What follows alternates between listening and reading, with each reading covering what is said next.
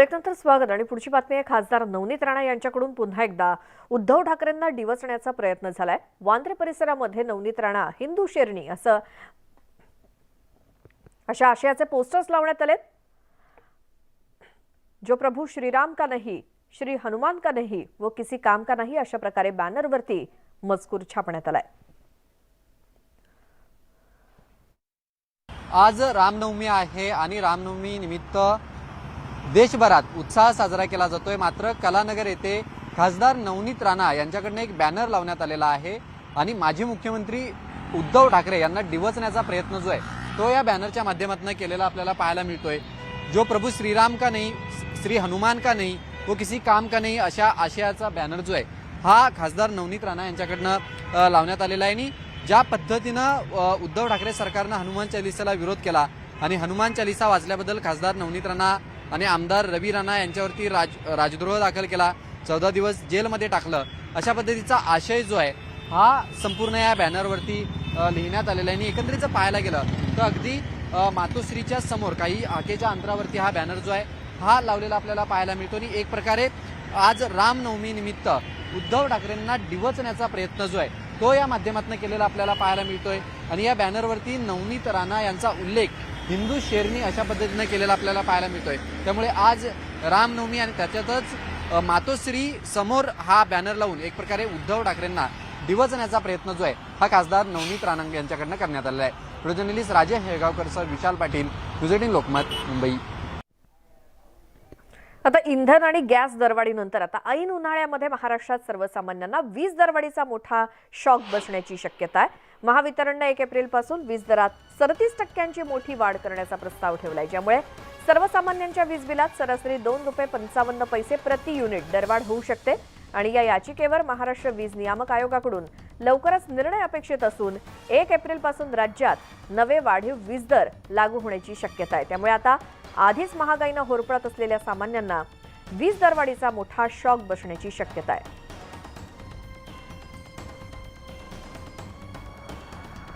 तर महावितरणकडून वीज नियामक मंडळाकडे पुढील 2 वर्षांकरता प्रस्तावित करण्यात आलेली दरवाढ ही त्वरित मागे घेण्यासाठी स्थानिक आक्रमक झालेत। दरवाढी विरोधात पिंपरी चिंचवडमधील शेकडो लघु उद्योजकांनी महावितरणच्या कार्यालयाबाहेरच वीज बिलांची होळी केली आणि प्रस्तावित वीज दरवाढीचा फटका सर्वसामान्य नागरिकांबरोबरच उद्योजकांना देखील बसणार आहे। कारण विजेचे दर आणखी वाढल्यास आम्हाला कंपन्यांसह इतर राज्यात स्थलांतरित व्हावं लागेल असा इशाराच त्यांनी दिलाय। आपली प्रमुख मागणी आहे की ही जी प्रस्तावित दरवाढ आहे ही त्वरित रद्द करावी आणि महावितरणला जे 60,000 रुपये लागतात ते सरकारने सबसिडी रूपात त्यांना दरवर्षी 15,000 रुपये करून त्यांना द्यावेत आणि हा भार उद्योजकांवर किंवा सामान्य ग्राहकांवर किंवा व्यावसायिकांवर टाकू नये। आता भारतातील कोरोनाच्या वाढत्या रुग्णसंख्येबाबत जागतिक आरोग्य संघटनेने चिंता व्यक्त केली आहे। कारण जागतिक आरोग्य संघटनेच्या मते जगात ओमायक्रॉनचे 800हून अधिक लिनिएज अस्तित्वात आहेत आणि मात्र भारतामध्ये जो विषाणू सर्वाधिक दिसून येतोय तो ओमायक्रॉनचाच एक व्हेरियंट XBB.1.16 हा आहे। आणि या व्हेरियंटचे जगामध्ये आतापर्यंत 800 सिक्वेन्सेस मिळालेले आहेत। त्यातील सर्वाधिक सिक्वेन्सेस हे भारतातच सापडलेत। भारतामध्ये या व्हेरियंटनं इतर सर्व व्हेरियंटना कमकुवत केलंय, तसंच तो वेगानं फैलावतोय सुद्धा आणि ही चिंतेची बाब असल्याचं जागतिक आरोग्य संघटनेनं सांगितलंय। आता भंडारा जिल्ह्याच्या तुमसर तालुक्याच्या देवाडी इथल्या बाजार चौकातील दुर्गामाता मंदिरात चैत्र नवरात्री निमित्तानं 87 ज्योती कलशांची स्थापना करण्यात आली आणि ते भाविक मोठ्या संख्येनं दर्शनासाठी येत असतात। दरम्यान आज भक्तिभावनेनं या कलशांचं विसर्जन केलं जाणार आहे।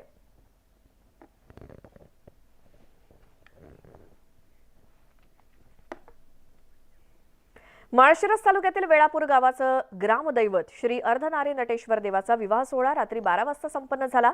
देवाच्या विवाह सोहळ्यानिमित्तानं पंचक्रोशीतील देवाच्या मानाच्या कावडी वाजत गाजत मंदिरात आणण्यात आल्या आणि त्यानंतर श्री अर्धनारी नटेश्वर देवाला पोशाख करून देवाला बाशिंग बांधण्यात आलं आणि मंगलाष्टका संपन्न झाल्यावर उपस्थित संपन्न झाला।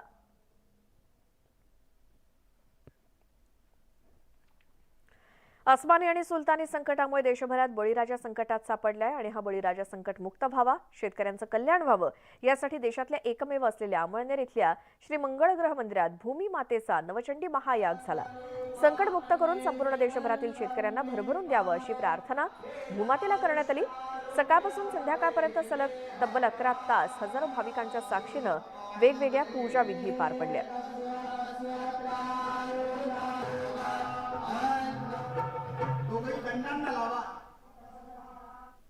सर्वत्र शेतकरी अतिशय अडचणीत आहे। शेतकऱ्याची माता म्हणजे भूमिमाता, तिने त्याला भरभरून द्यावं, त्याच्यावरच्या सगळ्या संकटांचं हरण करावं आणि त्याच्यासोबतच त्यांना आपल्या राज्यातील जे 3.5 शक्तिपीठ आहेत आदिमाया आदिशक्तीचे, त्यांचे आशीर्वाद लाभावेत यासाठीचा आज हा नवचंडीचा महायज्ञ होता। पूजा करत असताना जे लोकांचं अनुभवलं, कारण पूजा करणाऱ्यापेक्षा म्हणजे पूजा सांगणाऱ्यापेक्षा समोरचा जर तेवढा धार्मिक असेल तर ती पूजा करायला एक वेगळा आनंद मिळतो आणि तो आनंद मी खरंच अनुभवला। शेतकरी जो आहे त्याचं सगळ्यांचं समर्थन व्हावं, सगळ्यांना खूप सुख शांती आनंद आणि खूप भरभराटी व्हावी हीच मनापासून इच्छा। आजची ही पूजा इतकी सुंदर होती की ब्राह्मणापासून तर प्रत्येक सेवेकरेपर्यंत सगळ्यांनी अतिशय सुंदर सहकार्य केलं। त्या पूजेचं अगदी खरंच आज साफल्य झालं। आजची पूजा जवळपास सकाळी 8 ते संध्याकाळी 7 म्हणजे 11 तास कंटिन्यू ही पूजा साधून मला असं वाटतं की भूमातेचा आशीर्वाद आम्हा सर्व शेतकऱ्यांना लाभेल, यातून शेतकऱ्याचं कल्याण होईल याची निश्चितच मला आशा वाटते। सांगलीच्या अंकलखोप येथे पार पडलेल्या आंतरराष्ट्रीय कुस्ती स्पर्धेत सांगलीच्या सुबोध पाटीलनं इराणच्या पैलवानाला चितपट करत म्हसोबा केसरी हा किताब पटकावला। सुबोध पाटील यानं इराणच्या अली इराणी याला धूळ चारली आणि अंकलखोप येथील DK चौगुले बहुउद्देशीय सेवाभावी संस्थेच्या वतीनं म्हसोबा जत्रेच्या निमित्तानं कृष्णा काठावर भव्य आंतरराष्ट्रीय कुस्ती स्पर्धेचं आयोजन करण्यात आलं आणि यावेळी पैलवान सुबोध पाटील याला मानाची चांदीची गदा आणि म्हसोबा केसरी किताब देऊन गौरवण्यात आलं। ही कुस्ती स्पर्धा पाहण्यासाठी कुस्ती प्रेमींनी मोठी गर्दी केली होती।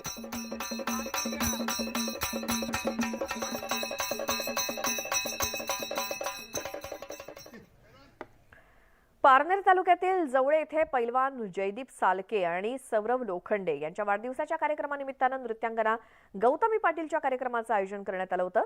मात्र या कार्यक्रमात प्रेक्षकांनी गौतमी पाटीलच्या अदांवरती ठेका धरत कार्यक्रमात धुडगूस घातला आणि यावेळी प्रेक्षक गौतमीच्या अदाकारीवरती बेफाम नाचले, तर काही प्रेक्षक कार्यक्रम पाहण्यासाठी ग्रामपंचायतीनं बांधलेल्या गाळ्यावरती चढले होते आणि या हुल्लडबाजांमुळे अनेक गाळ्यांचे पत्रे देखील तुटून गेले।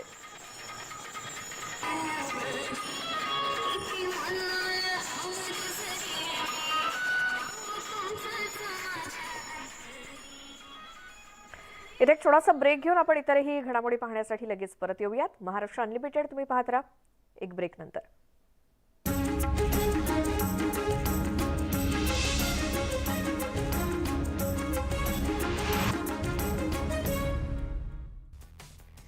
पृथ्वीचा 71% भाग हा पाण्यानं व्यापलेला आहे, म्हणजेच आपल्या जगापेक्षा पाण्यातलं जग हे फार मोठं आहे आणि त्या जगातला सगळ्यात भयानक मासा म्हणजे शार्क। आता शार्क माशाचं नाव जरी ऐकलं तरी भल्याभल्यांचा थरकाप उडतो, पण याला हा व्हिडिओमध्ये दिसणारा व्यक्ती अपवाद ठरलाय, कारण या डायव्हरनं शार्क सोबत मैत्री केली आहे। 1 नव्हे 2 नव्हे तर 10हून अधिक शार्क सोबत तो वेळ घालवतोय आणि फक्त वेळच घालवत नाहीये तर तो शार्कला हात लावून त्याची पाहणी देखील करतोय। एकदा हा व्हिडिओ तुम्ही देखील पहा।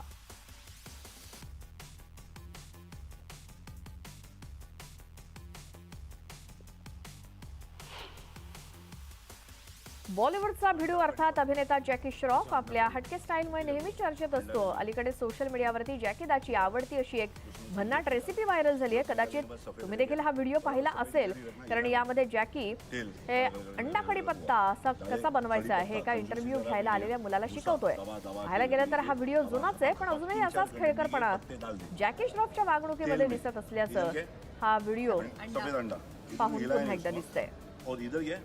इधर तेल अब कड़ी पत्ता तेल कर कर कर कर हो रहा है। अगर तेरे को तिखट अच्छा लगा तो एक मिर्ची लंबा काट के अंदर, उसके अंदर ये जो अंडा इधर का जो हिला है नहीं वो डाला फाट नहीं मौसी सॉरी ये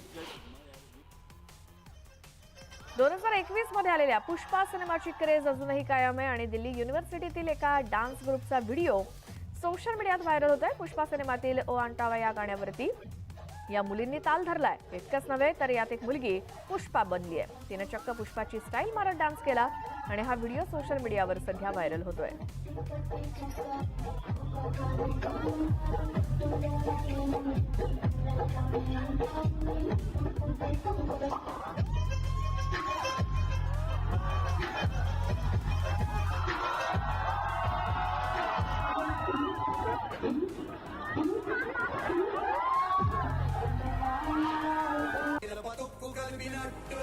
इंटरनेट सेन्सेशन केली पॉल आणि त्याची बहीण निमा आपली हटक्या स्टाईल घेऊन पुन्हा एकदा परतले.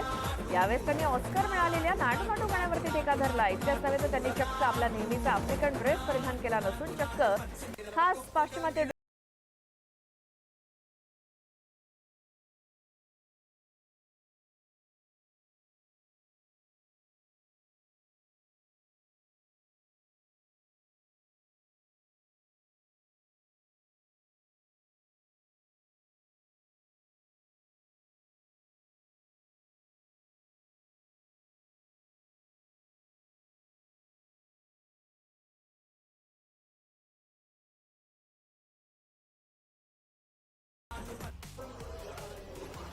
बॉलिवूडचा किंग शाहरुख खानच्या पठाण सिनेमातील झूमे जो पठाण या गाण्याची क्रेज काही कमी होताना दिसत नाहीये. आता तर एका काकांनी या गाण्यावरती ठेका धरला. त्यांनी या गाण्याचा सिग्नेचर स्टेप्स करण्याचा पूर्ण प्रयत्न केलेला दिसतोय, पण तरीही त्यांना काही हेच जमेना. व्हिडिओ पाहून तर असं वाटतंय काकांनी या गाण्यासाठी जरा जास्त प्रॅक्टिस केली आहे, त्यामुळे फायनल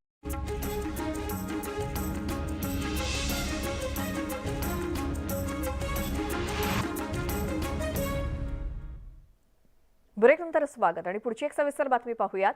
बीकेसी म्हणजेच मुंबईतलं वांद्रे कुर्ला कॉम्प्लेक्स विविध सरकारी, निमसरकारी आणि खासगी कार्यालयांचं हब अशी बीकेसीची ओळख आहे. मात्र आता बीकेसीची ओळख बदलू लागली आहे, कारण बीकेसीत उभं राहतंय एक नवीन सांस्कृतिक कला दालन, जे फक्त भारतीयच नव्हे तर परदेशी कलाकारांच्या आकर्षणाचं केंद्रबिंदू ठरतंय. येत्या शुक्रवारी म्हणजेच 31 मार्चला बीकेसीतल्या नीता मुकेश अंबानी कल्चरल सेंटरचं उद्घाटन होणार आहे. नेमकं हे सेंटर कसं आहे याचा आढावा घेणारा हा विशेष रिपोर्ट पाहूयात.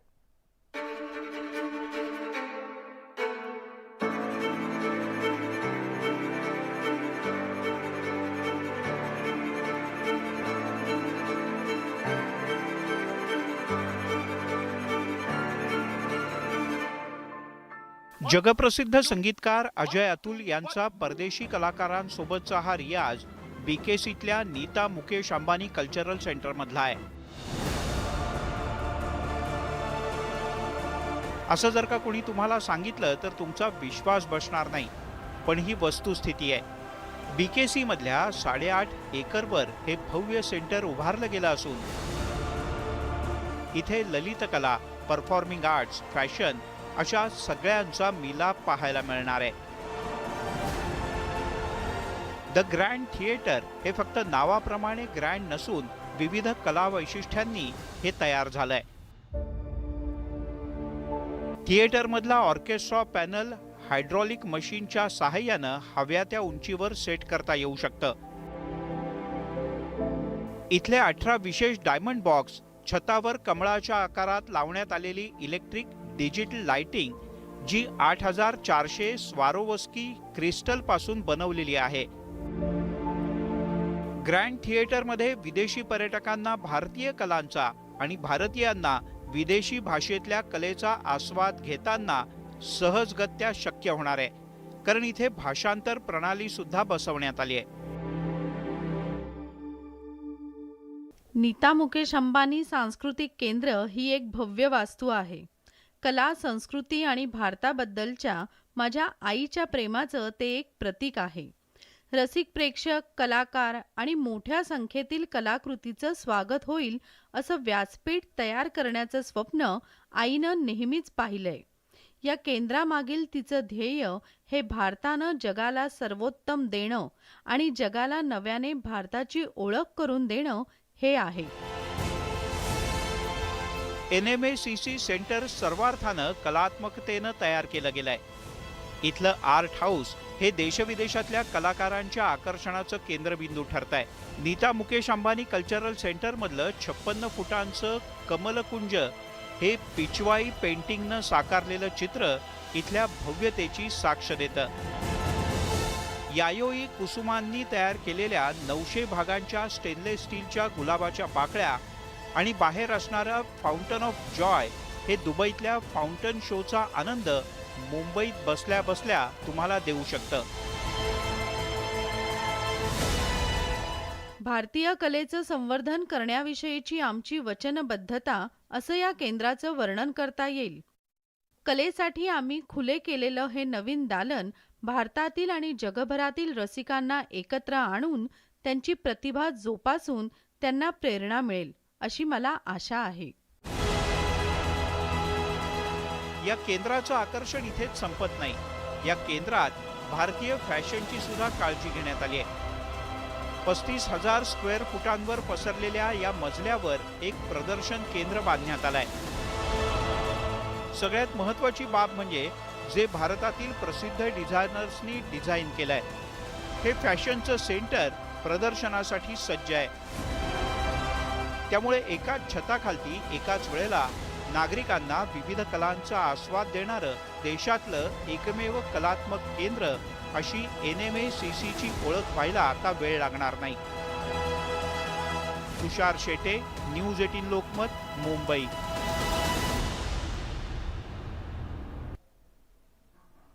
आणि या सगळ्या घडामोडींसोबतच वेळ झाली महाराष्ट्र अनलिमिटेडमध्ये आता इथेच थांबण्याची.